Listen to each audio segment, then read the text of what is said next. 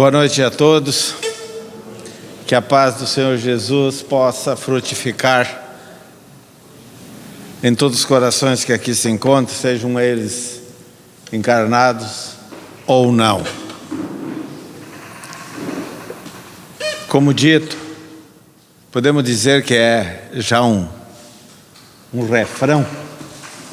Todos nós viemos aqui, buscar alívio, auxílio, mas principalmente as respostas diante dos senões do dia a dia, os problemas que batem à nossa porta, as dificuldades que, ao olhar menos apurado, parece que cada dia aumenta.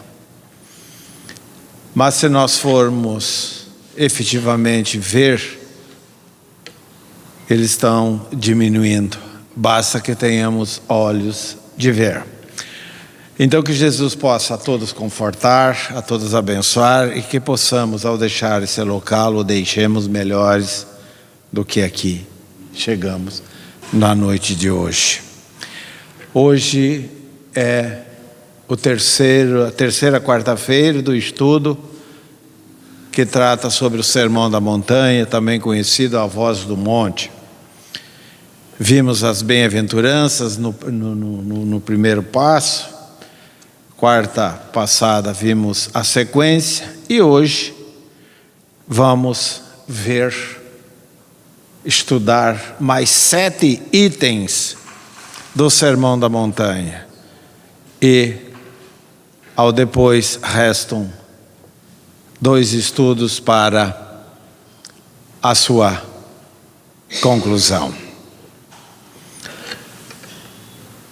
Jesus, dentre as bem-aventuranças e aquilo que nós vimos quarta passada, deu continuidade ao seu, podemos dizer, o seu discurso no monte. Disse Jesus: ouviste o que foi dito aos antigos. É a questão da Bíblia mosaica, Não cometerás adultério. Jesus, Eu, porém, vos digo, qualquer que olhar para uma mulher com intenção impura no coração, já cometeu adultério com ela. Então veja bem, Jesus, no Sermão do Monte, fazia os comparativos com a lei antiga e com o seu evangelho. Ele disse que não vinha destruir a lei, mas sim dar a aplicabilidade.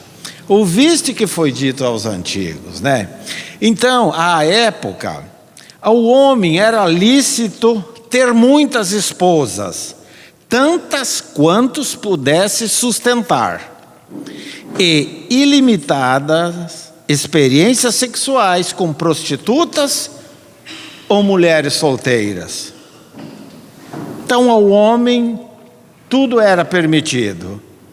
Somente a mulher poderia ser julgada como adúltera, com consequências terríveis que nós sabemos quais eram da época, ou seja, a lapidação, a morte através de pedradas. Jesus desfez a discriminação e vai mais longe. Então, Jesus falou que todos somos iguais, todos somos filhos do mesmo Pai, e tem a história de Maria Madalena, que todos nós sabemos, não é preciso se repetir aqui. Quem nunca cometeu nenhum equívoco, atire a primeira pedra, Mas Jesus procurou desfazer isso e diz: o homem pode ser considerado adúltero não só quando desrespeita, mas também quando alimenta o desejo de fazê-lo cobiçando outra mulher. Muito bem, essa primeira parte sobre não cometerás adultério, nós vamos parar por aí. Porque é só para termos uma breve noção. como era a lei mosaica e como Jesus veio dar aplicabilidade à lei do amor. Aí Jesus continua: se teu olho direito te leva ao pecado, esse pecado significa erro, arranca-o e atira-o longe de ti, porquanto melhor te é que pereça um dos órgãos do teu corpo, do que ser todo este ser lançado ao Geena. Já vamos ver o que significa.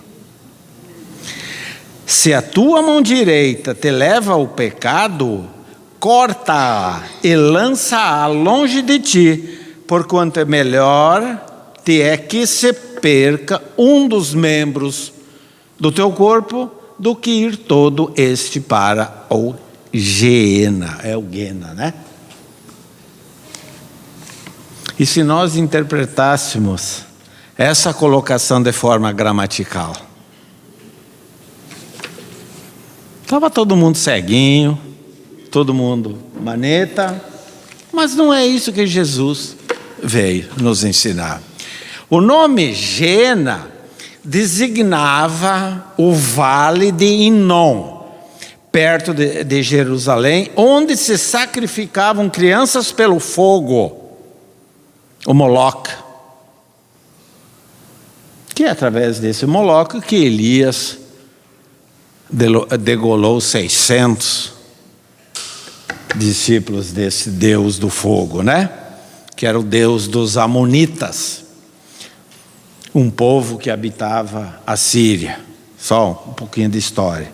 Ao tempo de Jesus, o local transformara-se em depósito de lixo, que periodicamente era queimado.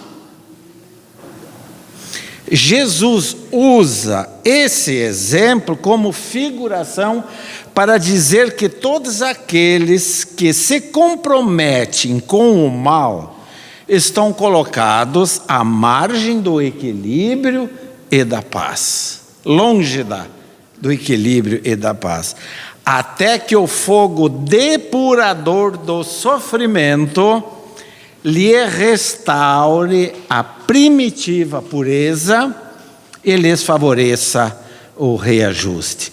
Olha o fogo de então, né, dos Amonitas, o fogo trazido por Jesus, o fogo depurador do sofrimento.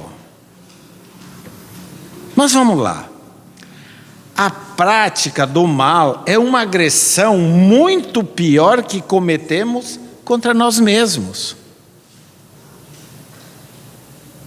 precipitando-nos em longos períodos de inquietação e desajuste, que se iniciam na terra como decorrência imediata e se completando no mundo espiritual, onde seremos internados compulsoriamente, isto é, de forma obrigatória, em regiões escuras e tristes. Nós temos medo do umbral, né? Já ouvi muito falar umbral, da obra Nosso Lar, o filme Nosso Lar. Aquilo ali, meus irmãos, é light, podemos dizer isso. Por isso, o retorno à carne é imperioso. A reencarnação é necessária. Por isso que nós nos reencarnamos.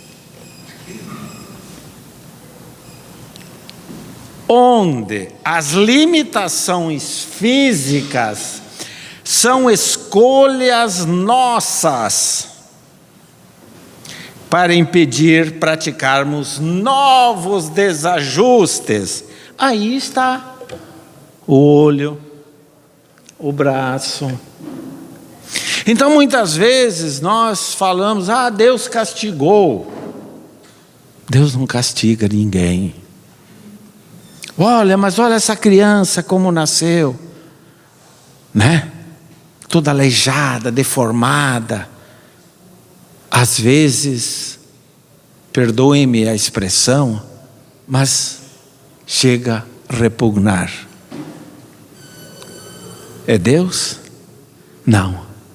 É o próprio Espírito que pediu para reencarnar com essa prova. Isso não é prova, é expiação. Isso é para reparar aqueles erros, aqueles pecados que ele cometeu. Porque Deus não vai permitir que algo aconteça ou ocorra conosco sem que nós façamos por merecer. Aí vem uma pessoa, uma criança cega. Aí vem a outra com paraplegia, surdez, e tantos casos que hoje a medicina não sabe. Temos doenças aí que a medicina terrena não consegue minimizar a situação. Não consegue. E por quê? Porque é necessário para que o Espírito passe por aquela provação. Então, até que o fogo depurador do sofrimento, né, esse fogo que fala lá, né, resolva, procure limpar. O ouro, quem conhece o ouro bruto? O ouro bruto é um calhauzinho, né? Uma pedra suja. Mas para tornar-se ouro, aquela beleza, é preciso passar pelo fogo depurador, o cadinho, né? Uma pedra, uma joia, ela precisa experimentar o cinzel. E assim vai, e assim vai. Vamos a mais um item de Jesus no Sermão do Monte. Ouviste que foi dito aos antigos: quem abandonar a sua mulher, dê-lhe carta de divórcio. É os antigos. Eu, porém, vos digo que quem repudiar sua mulher, a não ser por causa de infidelidade, a torna adúltera. E qualquer que casar com a repudiada comete adultério. Então, nos primórdios do judaísmo, os vínculos matrimoniais eram frágeis, na acepção da palavra, né? Veja bem o exemplo que eu trouxe. Se o homem chegasse à conclusão de que a sua esposa não lhe convinha, até pelo fato de cometer uma falha no preparo da comida, bastava-lhe dar carta de divórcio. Basta que ela não soubesse cozinhar contento para ele, não. Veja bem que aberração à época. Aberração. A época até poderia ser válida. Poderia, não sei. Mas é uma aberração, né? É uma aberração. Jesus, ao referir-se ao assunto, explica que o casamento é indissolúvel, admitindo a separação apenas num caso, quando há o adultério. A doutrina espírita é bastante clara quanto à seriedade do vínculo matrimonial, demonstrando que ele é o casamento. Geralmente, vejam bem essa palavra, geralmente fruto de planejamento espiritual.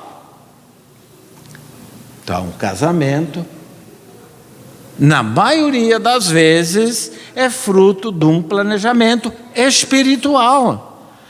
onde os namorados, os noivos se conhecem no mundo espiritual, formulam os propósitos para ter os filhos, sabem quais filhos advirão dessa união, sabem quais os problemas que experimentarão, passarão, sabem tudo. Aí chega na encarnação, chega aqui, esquece. E que se faz necessário. Imagina se nós soubéssemos que estávamos casados com uma ou um que foi nosso homicida, que fez isso, fez aquilo. Não dá, né?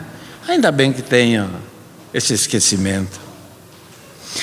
Imperioso reconhecer que a separação representa uma transferência de compromissos para o futuro, em regime de débito agravado. Meus irmãos, essa colocação é forte, é marcante e até intragável para os dias de hoje, não é? Imperioso, é necessário, é obrigatório reconhecer que a separação representa uma transferência dos compromissos assumidos no mundo espiritual para o futuro, ou seja, para uma nova encarnação em regime de débito agravado. Tenho certeza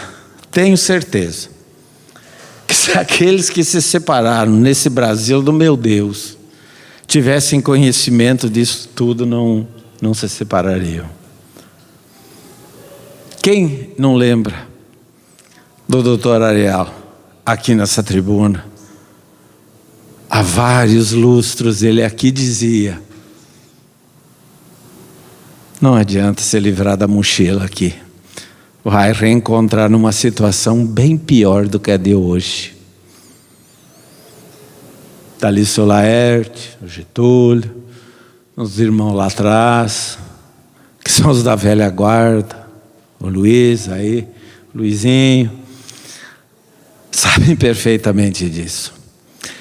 Se é ruim estar com ele ou com ela hoje, procure suportar, porque numa próxima vai ser um pouquinho pior. E não tem jeito. Você pode ser o marido hoje ruim, tu vai vir mulher na outra para experimentar o que é ser ruim.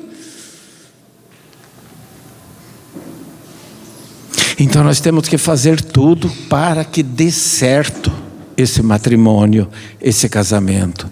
Por isso o casamento é algo sério. Casamento não é comércio. Casamento não é holofote. Casamento é uma responsabilidade muito grande. Principalmente com aqueles rebentos que batem à nossa porta.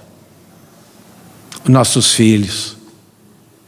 São eles que nós deixamos em outras existências, vêm cobrar dívidas de amor nosso hoje.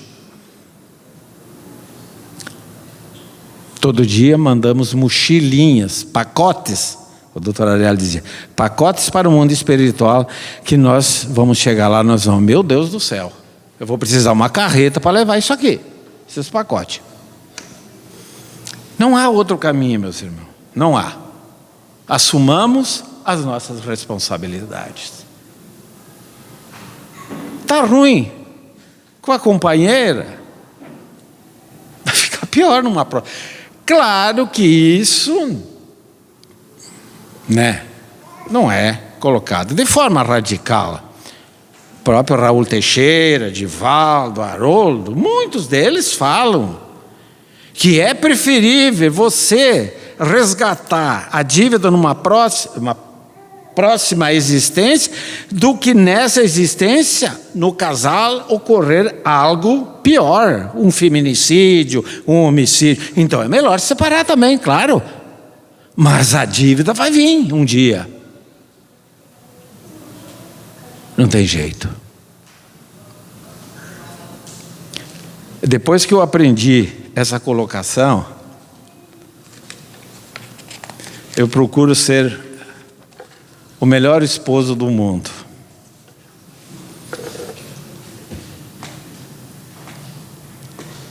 O melhor esposo do mundo. Quarto item, meus irmãos. Ouviste o que foi recomendado aos antigos: não jurarás falso, mas cumprirás com o Senhor os teus juramentos. Eu, porém, vos digo que não jureis de forma alguma, nem pelo céu, que é o trono de Deus, nem pela terra, que é o escabelo de seus pés, nem por Jerusalém. Jerusalém significa a humanidade toda, que é a cidade do grande rei. Não jurareis tampouco pela vossa cabeça, porque não podeis tornar branco ou preto um só de seus fios de cabelo. Limitai-vos a dizer sim, sim, não, não. O que disso passar procede de equívocos, tem versões que diz do maligno, enfim. Sim, sim, não, não. Jesus taxativamente proclama que não se deve jurar de forma alguma, porque tudo no universo é obra de quem? De Deus. As pessoas, nós, mantém nas variadas situações as pessoas mentem nas mais variadas situações e pelos mais variados motivos. É a questão da jura, né? Para esconder uma falta, nós colocamos: não, papai, não fui eu que fiz isso, não fui eu que quebrei tal caso, quebrei o seu vaso de estimação, foi o gato que subiu à mesa, foi o meu irmão, e assim por diante. Para disfarçar um vício. Não, mamãe, já lhe disse que não fumo, não bebo, sou um santinho. São exemplos que eu estou trazendo. Para explicar um atraso. Para explicar um atraso, meus irmãos, o que nós fazemos? Desculpa, chefe, o pneu do meu carro furou, o ônibus passou atrasado. Para livrar-se de alguém, o que nós falamos? A gente diz: diga que eu não estou. Incrível como uma mentira está disseminada no meio social. Por exemplo, propaganda dos produtos de consumo, propaganda de remédio curando tudo. Mentira.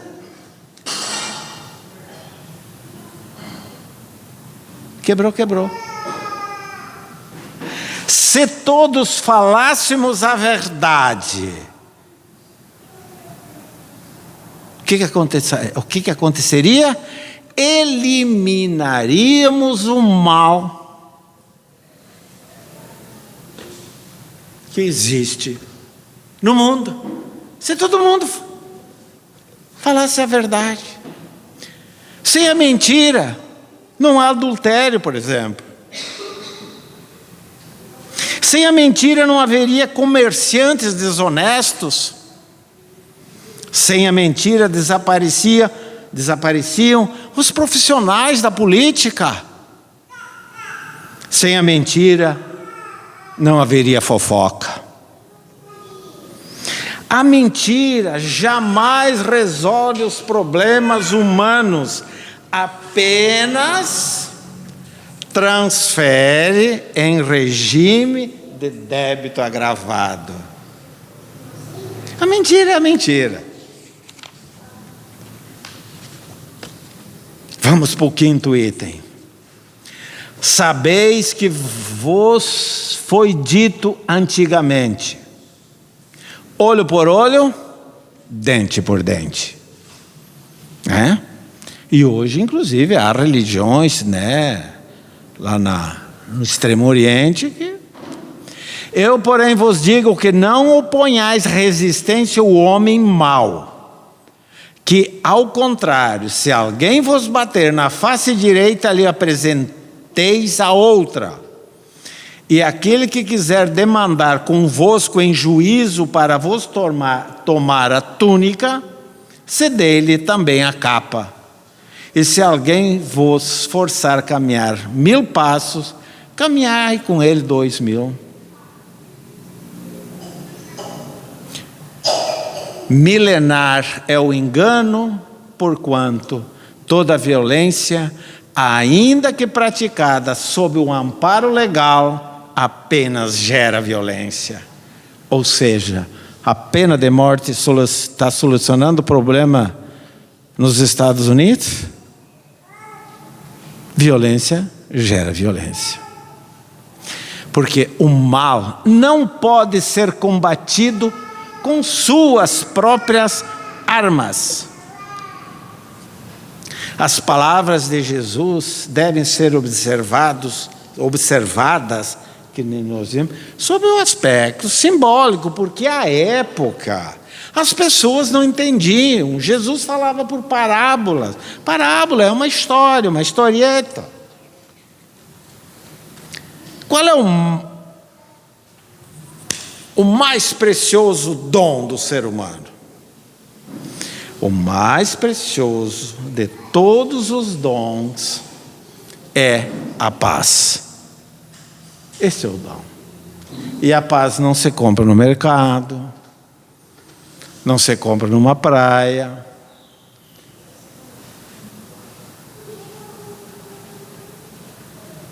Se conquista.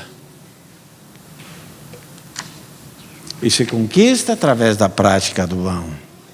Quantas ações dão entrada na justiça envolvendo disputas, problema, por exemplo, de aluguel, execução de serviço, heranças. Por quê? Por quê? Porque as partes não entram em acordo.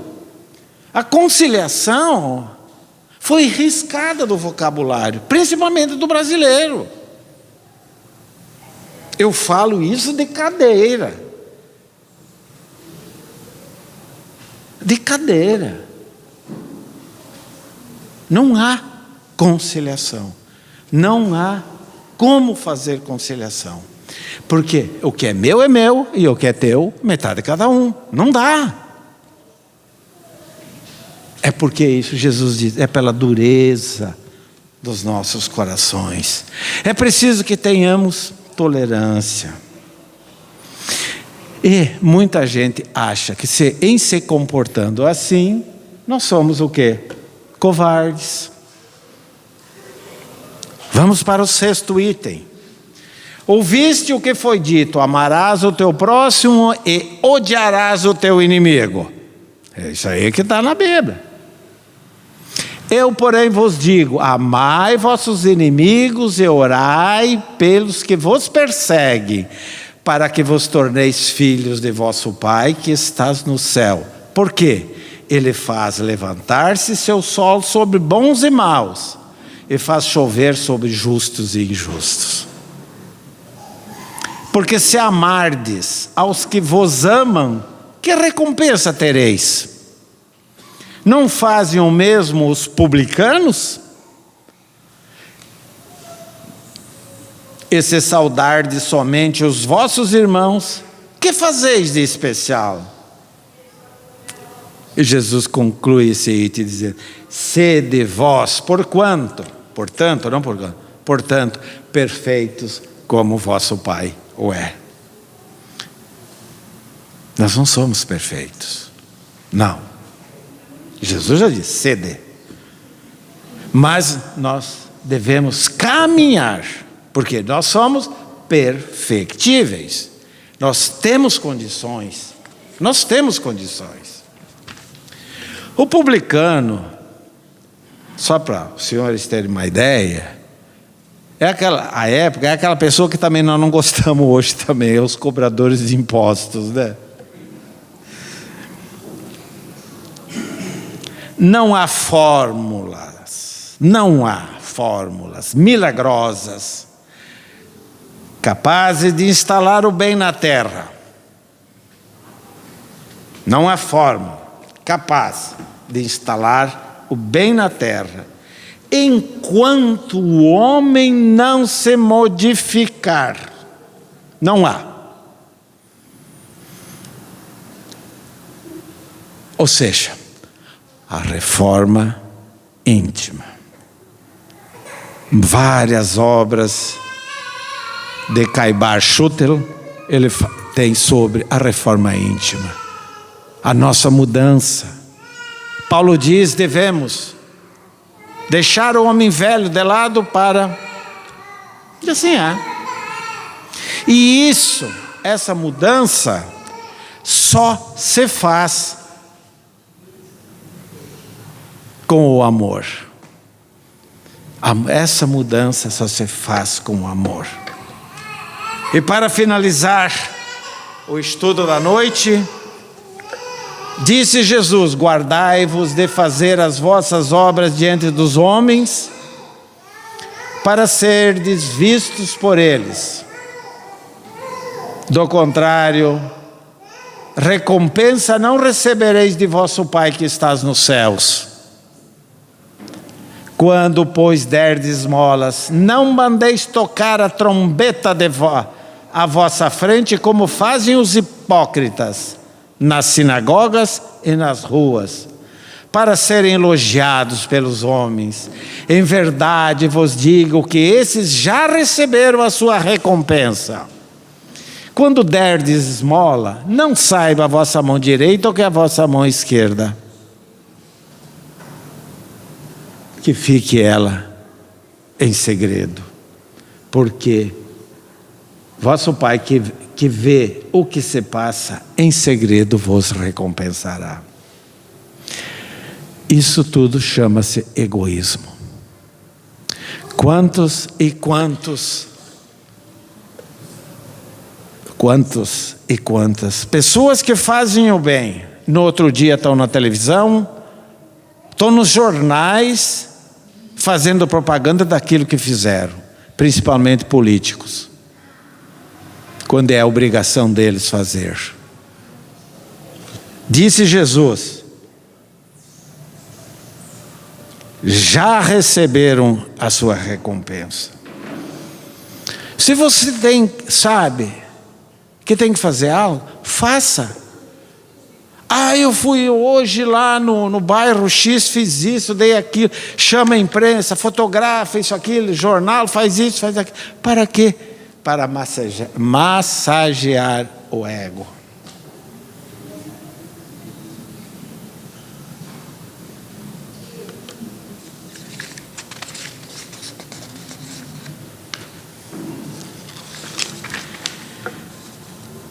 Somos, com certeza, meus irmãos, muito mais mercadores do que servidores.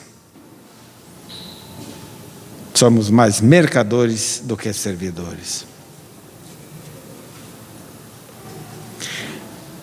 Se nós beneficiamos alguém, e esse alguém não demonstra gratidão para nós já ficamos bravas, ficamos com isso, até chegamos a nos irritar. Então toda ação generosa, para ser autêntica, deve ser um ato do coração.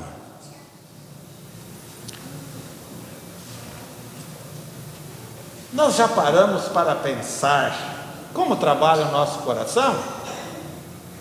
Já refletiram sobre isso? Como é que trabalha o nosso coração? Às escondidas, ninguém vê, em silêncio. E a hora que ele resolve parar, horizontal para nós. A natureza dá exemplos, meus irmãos. Então o que nós precisamos é agir Não se preocupe com o que está acontecendo. Isso é próprio em casa espírita. Começamos a agir, devemos começar a agir como filhos. Ou melhor, como verdadeiros filhos de Deus.